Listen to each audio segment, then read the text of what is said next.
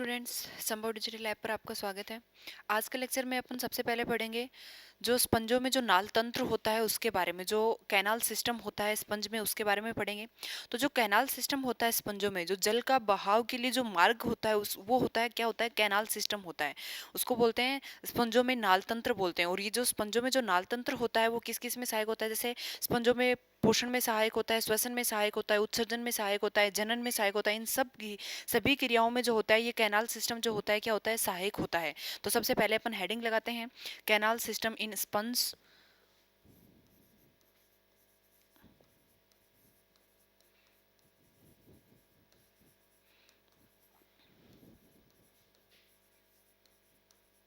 स्पंजों में नाल तंत्र मैंने बताया ये किस किस में सहायक होता है। पोषण में भी सहायक होता है, उत्सर्जन में, श्वसन व जनन में सहायक होता है।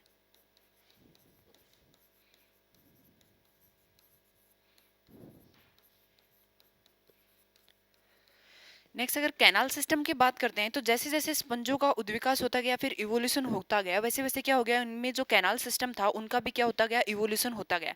जैसे अगर अपन टोटल ऐसे बात करें कि जो स्पंज होते हैं उनमें कितने प्रकार के कैनाल सिस्टम पाए जाते हैं, तो स्पंजों में जो होता है एक होता है एस्केनोइड कैनाल सिस्टम,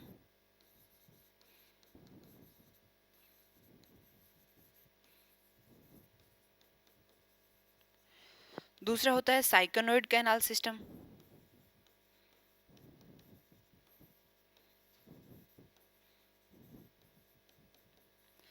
एस्केनोइड कैनाल सिस्टम दूसरा बताया मैंने, साइकोनोइड कैनाल सिस्टम, तीसरा होता है ल्यूकेनोइड canal system.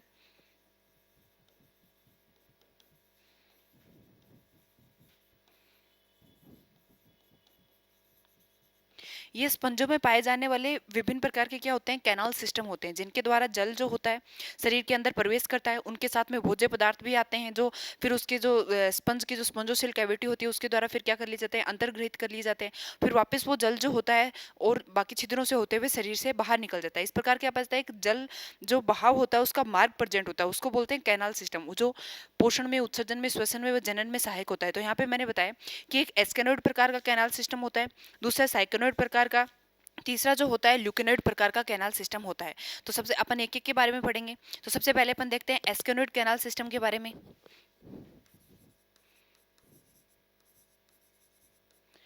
एस्केनोइड canal system, एस्केनोइड canal system जो होता है, जो सबसे पुरातन जो स्पंज होते हैं, या फिर अपन ऐसे बोल सकते हैं कि जो सबसे पहले पाए जाने वाले स्पंज थे उनमें सबसे पुराने प्रकार का जो कैनाल सिस्टम होता है वो कौन सा होता है, एस्केनोइड प्रकार का होता है। तो एस्केनोइड कैनाल सिस्टम में क्या होता है, अगर अपन कैनाल सिस्टम की बात करें तो एक छिद्र ओस्टिया होते हैं और एक होते हैं ओस्कुलम। ओस्टिया जो होते हैं इनके स्पंजों के शरीर के ऊपर पाए जाने वाले छोटे छोटे छिद्र होते हैं जो संख्या में बहुत सारे होते हैं। ओस्कुलम जो होता है एक होता है। तो ओस्टिया से होकर क्या करता है, जल जो होता है शरीर के अंदर प्रवेश करता है, जल शरीर के अंदर प्रवेश करता है। और ओस्कुलम नामक छिद्र जो होता है इससे क्या करता है, जल शरीर से बाहर निकलता है, जल शरीर से बाहर निकलता है। दूसरा, इनके अंदर जल के बहाव को बनाए रखने के लिए, यानी कि जो स्पंजोसेल कैविटी होती है उसके अंदर वो जल को बहाव को बनाए रखने के लिए इसमें क्या होते हैं, फ्लैजिलेटेड कोशिकाएं होती हैं, कसाबी की कोशिकाएं होती हैं, जिनको क्या बोलते हैं, कोइनोसाइट सेल बोलते हैं, कोइनोसाइट कोशिकाएं बोलते हैं, कोइनोसाइट कोशिकाएं बोलते हैं। और ये कैसी होती हैं, फ्लैजिलेटेड होती हैं।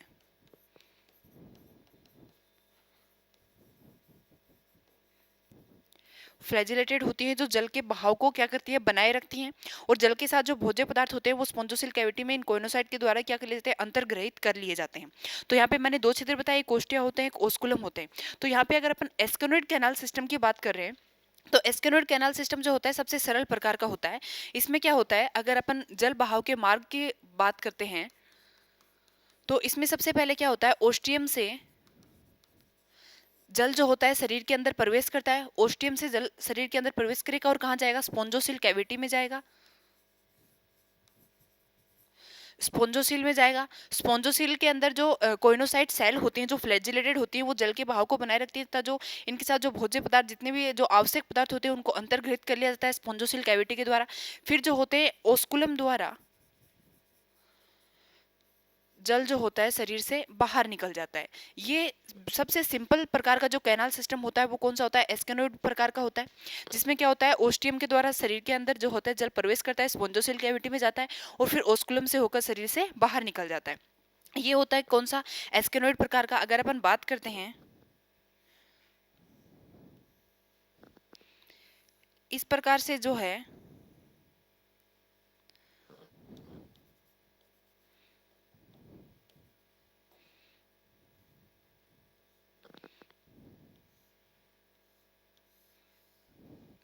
ये जो छिद्र होते हैं ये क्या कहलाते हैं? ओस्टिया कहलाते हैं। ये वाला जो छिद्र है ये कौन सा होता है? ओस्कुलम कहलाता है।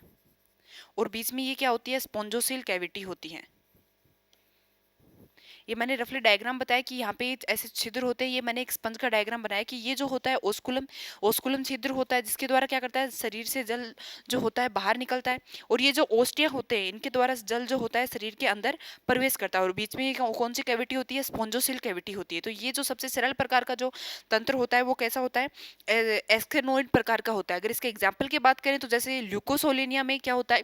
एस्केनोइड प्रकार का कैनाल सिस्टम पाया जाता है। तो इसका एग्जाम्पल हो जाएगा ल्यूकोसोलेनिया।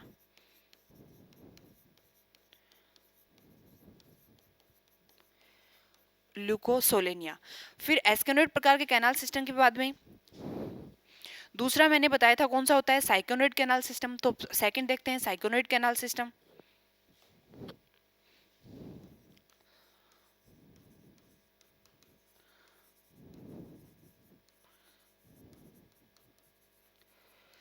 साइक्लोइड कैनाल सिस्टम का उद्विकास जो होता है, इवोल्यूशन जो होता है किस प्रकार से होता है? मान लो कोई स्पंज जो होता है आकार में बहुत अधिक बड़ा हो जाता है।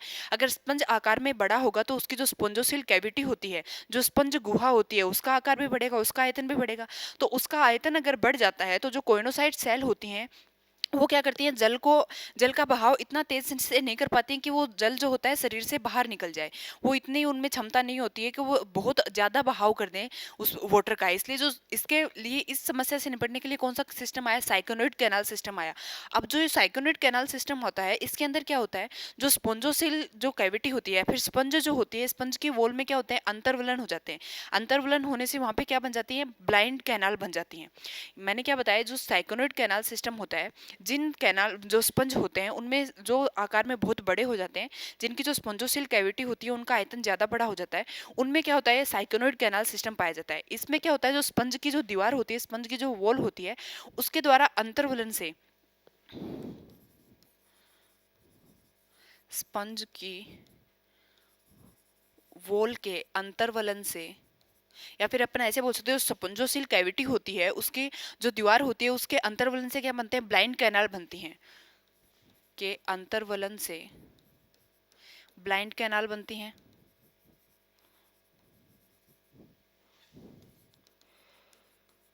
ब्लाइंड कैनाल बनती हैं। एक होती है इनकरंट कैनाल,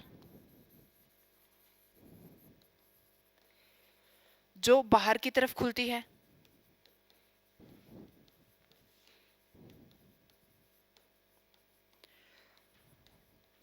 और दूसरी होती है रेडियल कैनाल।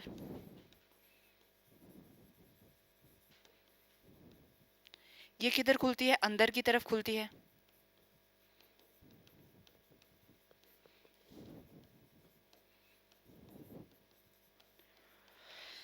इनकरंट कैनाल होती है और एक होती है रेडियल कैनाल। अब ये जो कैनाल ब्लाइंड कैनाल बनती हैं जो इसकी वॉल के अंतर्वलन से बनती हैं, जिसमें जो ये रेडियल कैनाल होती है इसके अंदर कौन से सेल प्रेजेंट होती है? कोइनोसाइट सेल प्रेजेंट होती है। ओनली रेडियल कैनाल में ही कोइनोसाइट सेल प्रेजेंट होती है, कोइनोसाइट या कोलर सेल।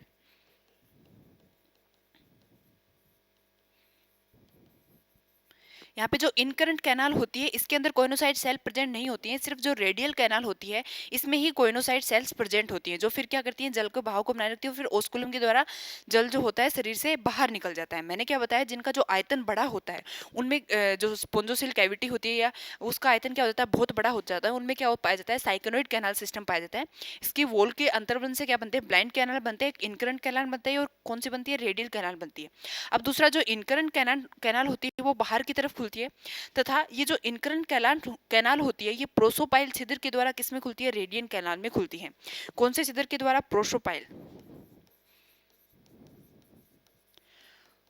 प्रोसोपाइल छिद्र के द्वारा ये किसमें खुलती है, रेडियल कैनाल में खुलती है। और रेडियल कैनाल जो होती है एपोपाइल के द्वारा किसमें खुलती है, स्पोंजोसील में खुलती है। ये एपोपाइल के द्वारा किसमें खुलती है, स्पोंजोसील में खुलती है। तो अगर यहाँ पे अपन जल के बहाव के अगर मार्ग की बात करते हैं तो वो क्या हो जाएगा, सबसे पहले ओस्टियम से शरीर के अंदर जल क्या करेगा, प्रवेश करेगा, ओस्टियम से होकर फिर वो कहाँ जाएगा, इनकरंट कैनाल में जाएगा। इनकरंट कैनाल से मैंने बताया कि प्रोसोपाइल से होकर किस में जाएगा, रेडियल कैनाल में जाएगा। रेडियल कैनाल जो है वहां पे क्या होते हैं, एपोपाइल छिद्र होते हैं। एपोपाइल के द्वारा किस में जाएगा, स्पोंजोसील में जाएगा, और स्पोंजोसील से होकर फिर वो बाहर किसी ओस्कुलम के द्वारा शरीर से बाहर निकल जाएगा। ओस्कुलम के द्वारा क्या निकल जाएगा, शरीर से बाहर निकल जाएगा। तो ये जो मार्ग होता है ये कौन सा होता है, साइकोनोइड प्रकार का जो कैनाल सिस्टम होता है उसमें जो जल का बहाव का जो मार्ग होता है वो इस प्रकार से होता है, ओस्टियम से स्पंज के अंदर प्रवेश करता है जल, फिर इनकरंट कैनाल प्रोसोपाइल से होकर कहाँ जाएगा, रेडियल कैनाल में, फिर एपोपाइल से होकर स्पोंजोसिल कैविटी में ओस्कुलम के द्वारा वो शरीर से बाहर निकल जाएगा। नेक्स्ट अगर साइकोनोइड प्रकार के कैनाल सिस्टम के एग्जाम्पल की बात करते हैं तो जैसे साइकोन हो गया, साइफा हो गया, इसके अंदर पाया जाता है।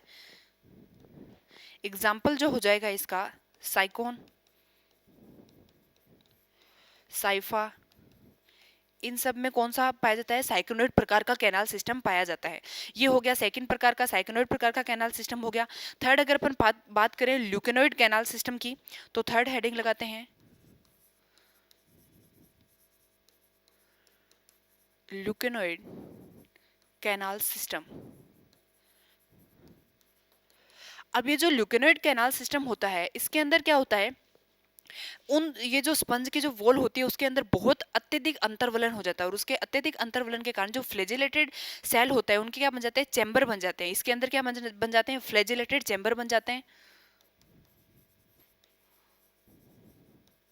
फ्लैजिलेटेड चैम्बर बन जाते हैं अत्यधिक अंतर्वलन होने के कारण। फ्लैजिलेटेड चैम्बर मतलब जो कसाबीय कक्ष,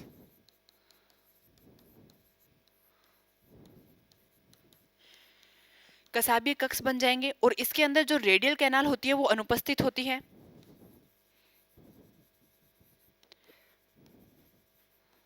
रेडियल कैनाल क्या होती है, अनुपस्थित होती है। रेडियल कैनाल की जगह इसके स्थान पर क्या होती है, एक्सकरंट कैनाल होती है। एक्सकरंट कैनाल होती है।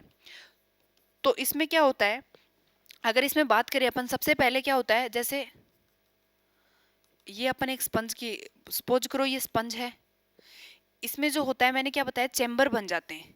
ये जो हो गए ये फ्लैजिलेटेड चैम्बर बन गए। फ्लैजिलेटेड चैम्बर से फिर क्या निकलती है, एक्सकरंट कैनाल निकलती हैं।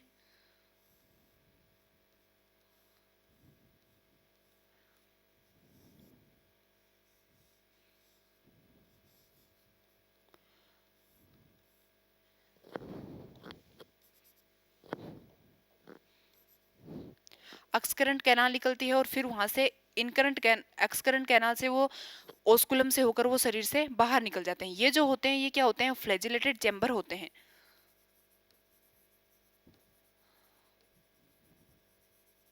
फ्लैजिलेटेड चैम्बर होते हैं। फिर ये होती है इनकरंट कैनाल।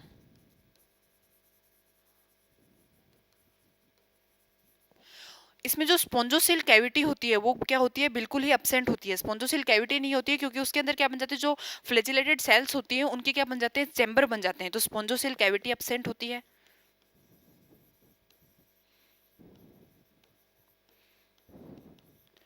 स्पॉन्जोसेल क्या होती है, अनुपस्थित होती है।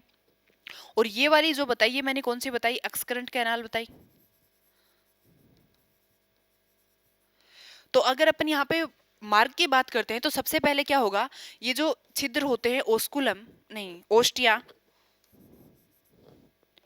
सबसे पहले क्या होगा, ओस्टिया के द्वारा जल जो होता है शरीर के अंदर प्रवेश करेगा। ओस्टिया से प्रवेश करके किस में जाएगा, इनकरंट कैनाल में जाएगा। इनकरंट कैनाल से प्रोसोपाइल से होकर कहाँ जाएगा, फ्लैजिलेटेड चैम्बर में जाएगा। फ्लैजिलेटेड चैम्बर से कहाँ जाएगा, एक्सकरंट कैनाल में जाएगा। और एक्सकरंट कैनाल से जो होता है फिर वो ओस्कुलम के थ्रू जो होता है शरीर से बाहर निकल जाता है। इस प्रकार जो होता है इसमें जल का मार्ग पाया जाता है, पथ पाया जाता है। तो अगर इसमें बात करते हैं ल्यूकेनोइड प्रकार के कैनाल सिस्टम की, तो ल्यूकेनोइड प्रकार के कैनाल सिस्टम में जो मार्ग होता है जल का, वो क्या होता है, तीन प्रकार का होता है। जो जल का मार्ग होता है वो तीन प्रकार का होता है, तीन प्रकार से होता है। एक होता है यूरिपाइलस टाइप का होता है, दूसरा जो होता है एफोडल टाइप का होता है, और तीसरा कौन सा होता है, डाइप्लोडल टाइप का होता है। पहला मैंने कौन सा बताया, यूरिपाइलस टाइप,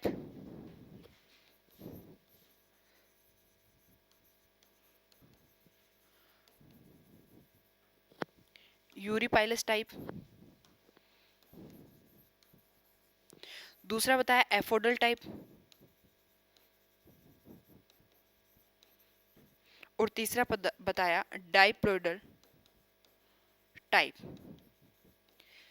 ये अपन ऐसे बोल सकते हैं कि जो ल्यूकेनोइड प्रकार का जो कैनाल सिस्टम होता है वो उसको तीन भागों में और तीन तरीके से और बता सकते हैं, या फिर ऐसे बोल सकते हैं उसमें जो जल का मार्ग होता है वो तीन तरीके से होता है, यूरोफाइलस टाइप, एपोडल टाइप, और तीसरा कौन सा होता है, डाइप्लोडल टाइप होता है। तो अगर सबसे पहले अपन बात करें यूरोपाइलस टाइप की,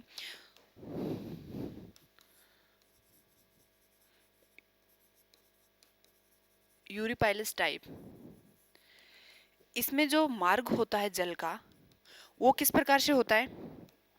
सबसे पहले आप लोगों को पता है ओस्टियम के द्वारा जल जो होता है शरीर के अंदर प्रवेश करता है, ओस्टियम के द्वारा जल शरीर के अंदर प्रवेश करेगा। फिर मैंने क्या बताया, यहाँ पे चेंबर प्रेजेंट होते हैं, उसके जो फ्लैजिलेटेड कोशिकाएं होती हैं उनके चेंबर होते हैं। स्पॉन्जोसील कैविटी जो होती है बिल्कुल अनुपस्थित होती है। उससे पहले यहाँ पे क्या होता है, इनकरंट कैनाल होता है। तो फिर यहाँ पे क्या होगा, सबसे पहले ओस्टियम के द्वारा जल जो होता है शरीर के अंदर प्रवेश करेगा, इनकरंट कैनाल में जाएगा, इनकरंट कैनाल से प्रोसोपाइल छिद्र से होते हुए कहाँ जाएगा, जो फ्लैजिलेटेड चेंबर हैं उनके अंदर जाएगा, फ्लैजिलेटेड चेंबर, फ्लैजिलेटेड चेंबर से एपोपाइल के द्वारा, एपोपाइल छिद्र के द्वारा कहाँ जाएगा, एक्सकरंट कैनाल में जाएगा, क्योंकि यहाँ पे रेडियल कैनाल अनुपस्थित होती है। रेडियल कैनाल की जगह यहाँ पे क्या होता है, एक्सकरंट कैनाल होता है। एक्सकरंट कैनाल में जाएगा और एक्सकरंट कैनाल से फिर ओस्कुलम के द्वारा शरीर से बाहर निकल जाएगा। ये जो मार्ग प्रेजेंट होता है ये किस में प्रेजेंट होता है, यूरिपाइलस टाइप में होता है। जो यूरिपाइलस टाइप का जो ल्यूकेनोइड कैनाल सिस्टम होता है उसके अंदर कौन सा इस प्रकार का जो होता है मार्ग प्रेजेंट होता है। दूसरा यूरिपाइलस के बाद में अगर अपन बात करें एफोडल टाइप की, दूसरा हो जाएगा कौन सा, एफोडल टाइप।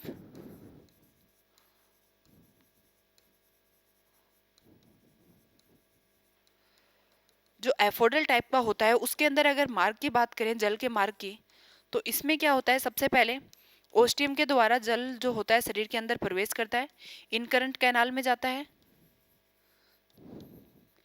इनकरंट कैनाल से प्रोसोपाइल छिद्र से होते हुए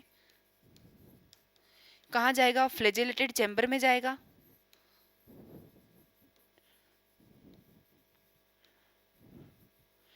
अब यहाँ पे फ्लैजिलेटेड चैम्बर में जो अपन ने इससे पहले वाला देखा था, यहाँ पे मैंने क्या बताया था कि क्या होता है, एपोपाइल छिद्र होता है।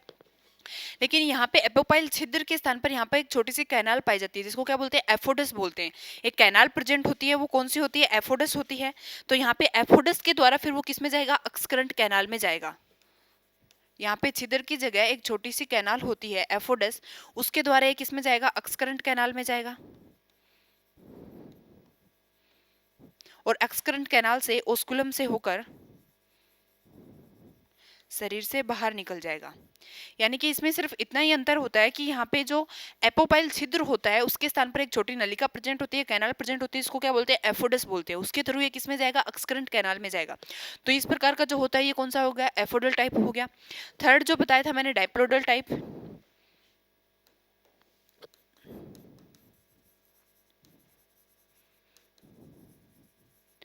इसमें अगर मार्ग की बात करते हैं तो किस प्रकार से होगा जल ओस्टियम के द्वारा शरीर के अंदर प्रवेश करेगा। सबसे पहले ओस्टियम के द्वारा जल शरीर के अंदर प्रवेश करता है, कौन सी कैनाल में जाएगा, इनकरंट कैनाल में जाएगा।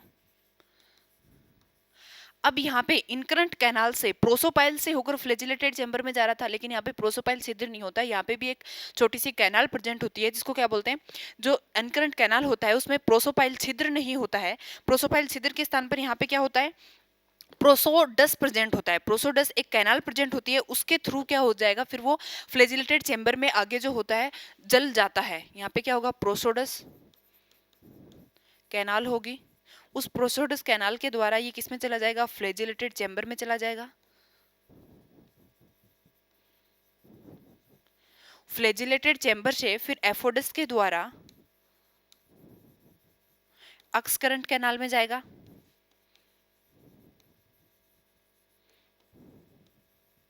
और अक्स करंट कैनाल फिर ओस्कुलम के द्वारा शरीर से बाहर निकल जाएगा। तो ये जो होता है ये कौन सा हो गया, डायप्लोइडल टाइप, यानी कि इसमें जो जल का बहाव होता है इस प्रकार से होता है। तो ये अपन ने बात कर ली किसकी, जो तीसरे प्रकार का ल्यूकोनॉइड प्रकार का कैनाल सिस्टम था उसकी। तो ये अपन ने बात करी स्पंजों में जो कैनाल सिस्टम प्रेजेंट होता है उसके बारे में। नेक्स्ट अपन देखते हैं इसके बाद में जो एस्टियास होता है, जो स्टारफिश होती है, उसके अंदर जो वाटर वेस्कुलर सिस्टम होता है वो किस प्रकार से होता है। तो water vascular system in starfish,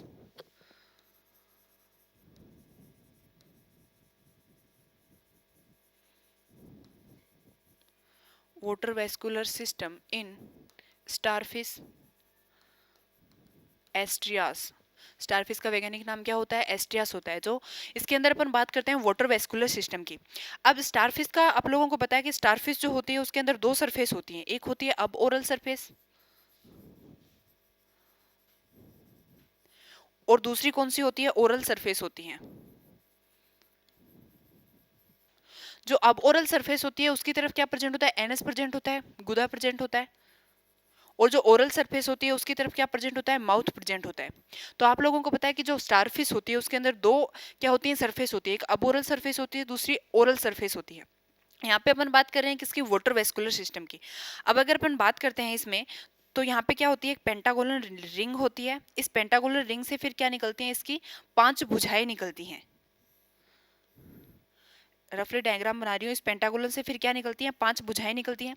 इसके अंदर क्या होती है, अम्बुलेकुलर ग्रूव होती है। अम्बुलेकुलर ग्रूव जो होती है उसके अंदर से फिर क्या निकलती है, रेडियल कैनाल निकलती है। यहाँ पे क्या होती है, अम्बुलेकुलर ग्रूव होती है, लेक्रल ग्रूव। और इसके अंदर से फिर क्या निकलती है, रेडियल कैनाल होती हैं। और रेडियल कैनाल से क्या निकलती हैं, लेटरल कैनाल निकलती हैं। और लेटरल कैनाल के ऊपर क्या लगे होते हैं, ट्यूब फिट लगे हुए रहते हैं। इस प्रकार से ये पूरी जो होती है स्टारफिश की ऐसी स्ट्रक्चर होती है। एक बार अपन को रिवाइज करवा दिया मैंने कि किस प्रकार से होती है। फिर अगर अपन बात करें इसके अंदर वाटर वेस्कुलर सिस्टम की, तो जो वाटर वेस्कुलर सिस्टम होता है उसके अंदर क्या होता है, सबसे पहले वाटर जो होता है मेड्रिपोराइट नाम के जो छिद्र होते हैं, जिसके अंदर मेड्रिपोराइट नाम की एक संरचना होती है जिसके अंदर 200 से 250 क्या प्रेजेंट होते हैं, छिद्र प्रेजेंट होते हैं। उनके द्वारा क्या होता है, जल जो होता है शरीर के अंदर प्रवेश करता है।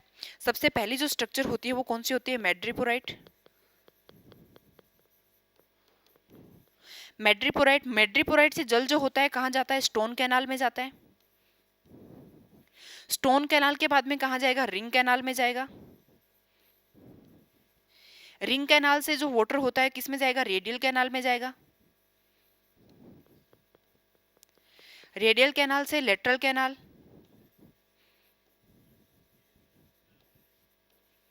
और लेटरल कैनाल से कहाँ जाएगा, ट्यूब फिट में जाएगा। इस प्रकार से जो होता है इसमें वाटर का क्या पाया जाता है, गमन पाया जाता है कि मोड्रिपोराइट में 200 से 250 छिद्र प्रेजेंट होते हैं।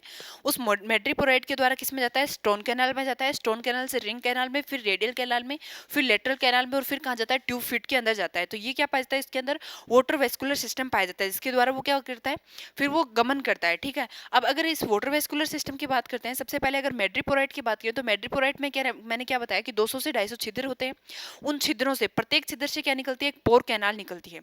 अब वो पोर कैनाल मिलके फिर आगे किस में जाके खुलते हैं, एक एम्पुला नामक स्ट्रक्चर होती है, उस एम्पुला में खुलते हैं। फिर जो एम्पुला होता है वो किस में आके खुलता है, इस स्टोन कैनाल में खुलता है। यहाँ पे अगर अपन स्टोन कैनाल की बात करते हैं तो स्टोन कैनाल जो होती है ये बीच में से क्या होती है, कुछ किसी के द्वारा डिवाइड रहती है, जिसके द्वारा इसके अंदर से जल जो होता है प्रवेश भी करता है और इसके द्वारा जल जो होता है शरीर से बाहर भी निकल जाता है। यानी कि इसमें दो रास्ते होते हैं, एक के थ्रू तो जल जो होता है अंदर जा रहा होता है रिंग कैनाल में, और एक के द्वारा क्या निकल रहा होता है, बाहर निकल रहा होता है। तो ये स्ट्रक्चर होती है। फिर जो स्टोन कैनाल होती है उससे कहाँ चला जाता है, रिंग कैनाल में आता है, और रिंग कैनाल से रेडियल कैनाल।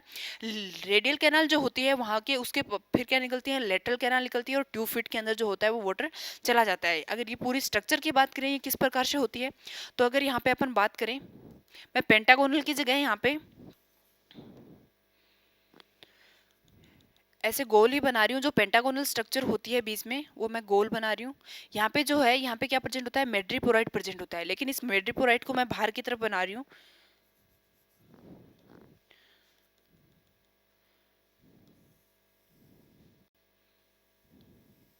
ये क्या हो गया, मेड्रीपोराइट हो गया, जिसके अंदर 200 से 250 छिद्र प्रेजेंट होते हैं। ये जो मैंने एस आकार की, लगभग एस आकार की क्या होती है, स्टोन कैनाल होती है। ये स्टोन कैनाल हो जाती है। और ये जो ये बाहर ये होती है, ये कौन सी होती है, रेडियल कैनाल होती है, नहीं रिंग कैनाल होती है। अब इस प्रत्येक रिंग कैनाल से क्या निकलती है, 5 रेडियल कैनाल निकलती है। 5 भुजाएं होती है, प्रत्येक भुजा में क्या निकलती है, एक रेडियल कैनाल निकलती है। तो ये 5 क्या निकलती हैं, रेडियल कैनाल निकलती हैं।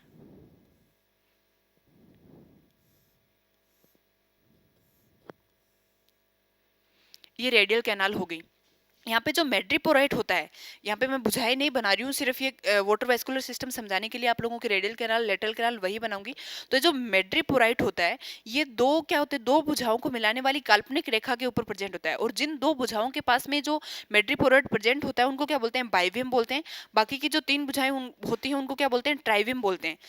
जैसे यहाँ पे ये जो पेंटागोनल स्ट्रक्चर होती है, यहाँ से एक भुजा ये निकलती है, एक भुजा ये निकलती है, ये 5 भुजाएं निकलती हैं। यहाँ पे इन दोनों भुजाओं को मिलाने वाली काल्पनिक रेखा पर यहाँ पे क्या प्रेजेंट होता है, मेड्रीपोराइट प्रेजेंट होता है। तो ये दो भुजाएं होती है जिनके पास में मेड्रीपोराइट प्रेजेंट होता है, इनको क्या बोलते हैं, बाइवियम बोलते हैं। और बाकी की ये जो 3 भुजाएं बच जाती हैं, इनको क्या बोलते हैं, ट्राइवियम बोलते हैं। और सेंटर से थोड़ा हट के इधर क्या प्रेजेंट होता है, एनएस प्रेजेंट होता है। ये अपन कौन सी सरफेस की बात करें, अब ओरल सरफेस की बात कर रहे हैं, ठीक है। तो यहाँ पे ये बता दिया कि मेड्रीपोराइट जो होता है उसकी स्थिति क्या होती है। यहाँ पे सिर्फ समझाने के लिए इस मेड्रीपोराइट को इधर साइड में दिखाया, ताकि जो स्टोन कैनाल है उसको आसानी से दिखाया जा सके। फिर यहाँ पे मेड्रीपोराइट हो गया, यहाँ पे ये रेडियल कैनाल निकलती है। फिर रेडियल कैनाल से मैंने क्या बताया कि कौन सी कैनाल निकलती है, लेटरल कैनाल निकलती है। इनसे ये निकल गई इधर से लेटरल कैनाल। अभी जो लेटरल कैनाल होती है ये एकांतर क्रम में होती है, यानी कि एक साइड से जो एक लेटरल कैनाल होती है छोटी होती है, फिर कौन सी होती है, बड़ी होती है। तो इस प्रकार से ये क्या निकलती है, लेटरल कैनाल निकलती हैं। और इन लेटरल कैनाल के ऊपर यहाँ पे क्या लगे रहते हैं, ट्यूब फिट लगे रहते हैं। ये जो होते हैं ट्यूब फिट लगे रहते हैं। तो जिस प्रकार से लेटरल कैनाल होती हैं उसी प्रकार से ट्यूब फिट होते हैं, यानी कि जो बड़ी लेटरल कैनाल होती है उसके ऊपर बड़े ट्यूब फिट होते हैं, और जो छोटी लेटरल कैनाल होती है उसके ऊपर क्या होते हैं, छोटे ट्यूब फिट होते हैं। इसी तरह से इधर क्या लगे रहते हैं, ट्यूब फिट लगे रहते हैं।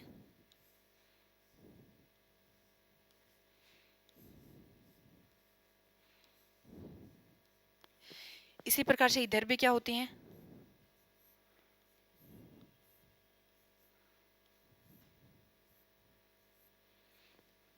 लेटरल कैनाल होती है। पांचों भुजाओं में इसी प्रकार से ये सारी चीजें जो होती है प्रेजेंट होती है। अब इनका एक एक के नाम लिखते हैं कि ये मैंने क्या बताया, मेड्रीपोराइट होता है। मेड्रीपोराइट से ये एस आकर की क्या होती है, स्टोन कैनाल होती है। स्टोन कैनाल से ये जो मैंने बताई ये क्या होती है, रिंग कैनाल होती है। ये रिंग कैनाल जो होती है इजोफेगस के चारों तरफ प्रेजेंट होती है। पेंटागोनल स्ट्रक्चर होती है और इजोफेगस के चारों तरफ प्रेजेंट होती है। इसको इसलिए इसको इजोफेगस कैनाल भी बोलते हैं।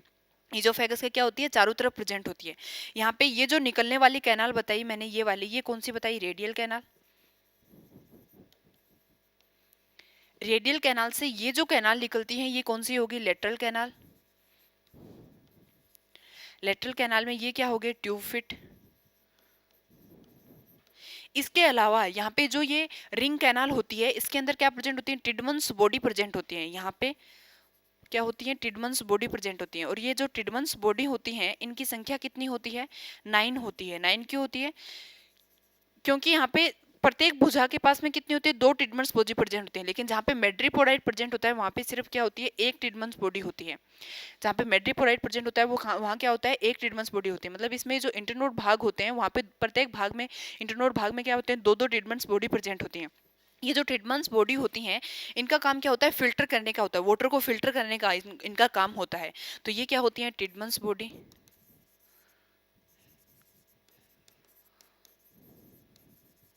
संख्या कितनी होती है इनकी, 9 होती है। ये पूरा सिस्टम जो होता है किसके अंदर प्रेजेंट होता है, स्टारफिश के अंदर प्रेजेंट होता है। अब यहाँ पे मैंने बताया सबसे पहले वाटर जो होता है, अगर वाटर की बात करते हैं तो यहाँ मेड्रिपोराइड में जो बहुत सारे छिद्र प्रेजेंट होते हैं उन छिद्र में जाएगा। उन छिद्र से, प्रत्येक छिद्र से क्या निकलेगी, पोर कैनाल निकलेगी। पोर कैनाल कहाँ जाएगी, एम्पुला में जाएगी। एम्पुला से यहाँ किस में जाएगी, स्टोन कैनाल में वाटर आएगा। स्टोन कैनाल में आने के बाद में कहाँ आएगा, जो रिंग कैनाल होती है यहाँ पे, रिंग कैनाल से रेडियल कैनाल में, रेडियल कैनाल से जो लेटरल कैनाल होती है इसके अंदर जाएगा, और फिर यहाँ से किस में चला जाएगा, ट्यूब फिट में चला जाएगा। अब जैसे ही वाटर जो होता है ट्यूब फिट में जाता है, तो अगर यहाँ पे अपन ट्यूब फिट की बात करते हैं तो ट्यूब फिट के क्या होते हैं, 3 भाग होते हैं। ये जो बड़ा फूला हुआ भाग होता है ये क्या कहलाता है, एम्पुला कहलाता है। ये जो नलिका नुमा भाग होता है ये क्या कहलाता है, पोडियम कहलाता है। और ये जो लास्ट वाला भाग होता है ये सकर कहलाता है। अब जैसे ही वाटर जो होता है इसके अंदर एम्पुला भाग में प्रवेश करता है और फिर पोडियम भाग में आता है, तो ये जो पोडियम होता है ये लंबा हो जाता है। पोडियम लंबा हो जाता है, और जैसे ही पोडियम लंबा होता है, जैसे अभी यहाँ पे पहले जो होता है ये इस प्रकार से था ट्यूब फिट, उसके बाद में क्या हो जाएगा, ये पोडियम भाग जो होता है ये लंबा हो जाता है, और इस प्रकार से ये शक्कर जो होता है फिर दूसरी जगह पे जाके क्या हो जाता है, चिपक जाता है, और फिर ये आगे खिसक जाती है। जो स्टारफिश होती है वो आगे खिसक जाती है। इस प्रकार इसमें क्या होता है, वाटर के द्वारा गमन होता है। हाइड्रोक्लोरिक अपन से बोल सकते हैं हाइड्रोस्टेटिक, या फिर वाटर के द्वारा इसमें क्या होता है, गमन की प्रक्रिया होती है। क्योंकि प्रत्येक भुजा में क्या होता है, इस प्रकार से वाटर चला जाता है, पहले रेडियल कैनाल में जाएगा, फिर लेटरल कैनाल में जाएगा, और फिर उसके बाद में कहाँ चला जाएगा, ट्यूब फिट में चला जाएगा। ट्यूब फिट में जाने के बाद में जब वाटर जैसे ही पोडियम में प्रवेश करता है, पोडियम लंबाई में क्या होता है, वृद्धि करता है, लंबाई में बढ़ जाता है, और फिर ये शक्कर जो होता है दूसरी सरफेस पे आगे सरफेस पे जाके चिपक जाता है, और फिर ये जो स्टारफिश होती है ये आगे बढ़ जाती है। अब अगर इसमें बात करते हैं अपन की जो 5 भुजाएं होती हैं, क्योंकि वाटर मेड्रिपोराइड से आ रहा है, इसमें रिंग कैनाल में आएगा। रिंग कैनाल में आने के बाद में वाटर क्या जाएगा, सभी रेडियल कैनाल में जाएगा, यानी कि सभी भुजाओं में जाएगा। सभी भुजाओं में जाएगा तो भुजाओं में जितने भी जो ट्यूब फिट प्रेजेंट होते हैं उनके अंदर सभी में जाएगा। तो जो स्टारफिश होती है फिर वो गमन किधर करेगी, क्योंकि पानी का जो भाव है वो पांचों भुजाओं में एक साथ जा रहा है। तो इसके लिए क्या करता है, ये जो स्टारफिश होती है इसको जिस दिशा में जाना होता है उस साइड की, जैसे मान लो इस स्टारफिश को इधर गमन करना है, तो इधर गमन करना है तो ये वाली जो भुजा होती है इसको ये ऊपर उठा लेती है। जैसे ही इस भुजा को ऊपर उठाती है तो ये जो ट्यूब फिट होते हैं इनको फैलने के लिए क्या मिल जाती है, जगह मिल जाती है। ट्यूब फिट को फैलने के लिए जगह मिल जाती है।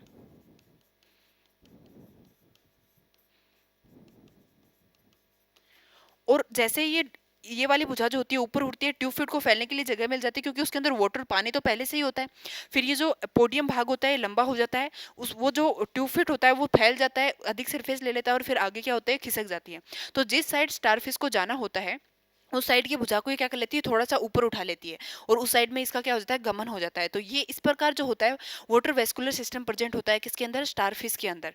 समझ में आया। सबसे पहले जो होता है मेड्रिपोराइट, मेड्रिपोराइट में 200 से 250 छिद्र होते हैं, उनके द्वारा किस में जाएगा, स्टोन कैनाल में। स्टोन कैनाल से कहाँ जाएगा, रिंग कैनाल में। रिंग कैनाल से जो रेडियल कैनाल, रेडियल कैनाल से लेटरल कैनाल निकलती है एकांतर क्रम में, यानी कि छोटी बड़ी ऐसे निकलती है, और इसी के आधार पर इसके ऊपर क्या लगे रहते हैं, ट्यूब फिट लगे रहते हैं। फिर ट्यूब फिट के मैंने 3 भाग बताए, एम्पुला, पोडियम और शक्कर। तो ये हो गया water vascular system in starfish.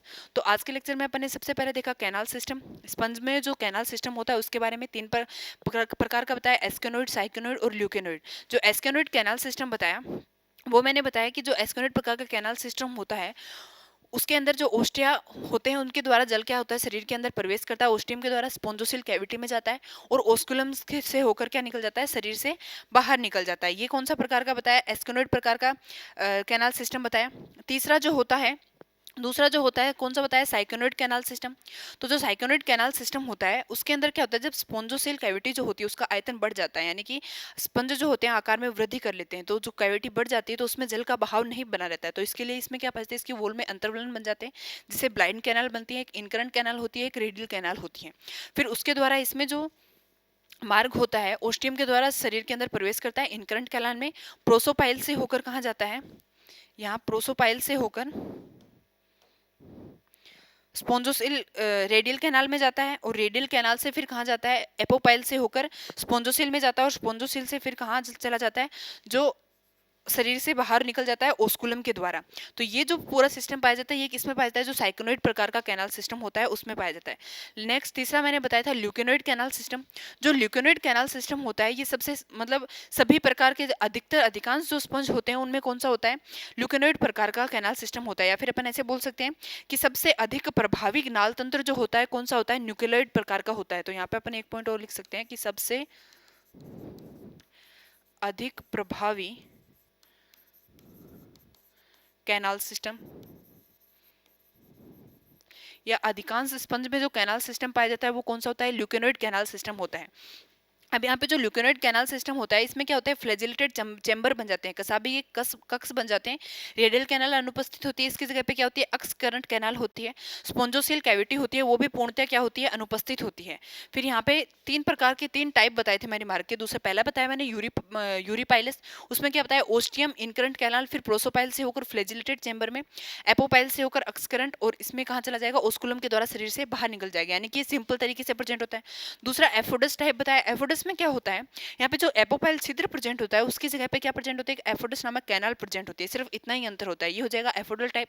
और तीसरा जो डायप्लोडल टाइप बताया था उसमें प्रोसोपाइल छिद्र होता है, उसकी जगह पे क्या होता है, प्रोसोडस, और यहाँ पे एफोडस होता ही है। तो इस प्रकार से ये जो इस प्रकार का जो मार्ग पाया जाता है वो किसमें पाया जाता है, डिप्लॉयड जो प्रकार का जो कैनाल सिस्टम होता है उसके अंदर प्रेजेंट होता है। कैनाल सिस्टम के बाद में अपन ने बात करी थी वाटर वेस्कुलर सिस्टम स्टारफिश के अंदर। मैंने सबसे पहले बताया कि जो स्टारफिश होता है, एस्टियस होता है, इसके अंदर दो सरफेस होती है, एक अब ओरल सरफेस होती है, दूसरी ओरल सरफेस होती है। अब ओरल सरफेस जहाँ पे एनएस प्रेजेंट होता है और ओरल सरफेस जहाँ पे माउथ प्रेजेंट होता है। अब ओरल सरफेस पे क्या प्रेजेंट होता है, मेड्रीपोराइट प्रेजेंट होता है। अगर यहाँ पे वाटर वेस्कुलर सिस्टम की बात कर रहे हैं तो सबसे पहले जल जो होता है मेड्रीपोराइट से होकर शरीर के अंदर प्रवेश करता है, स्टोन कैनाल में जाएगा, रिंग कैनाल में, रिंग कैनाल से फिर कहाँ जाएगा, रेडियल कैनाल में, लेटरल कैनाल में, और फिर लास्ट में कहाँ जाएगा, ट्यूब फिट के अंदर जाता है।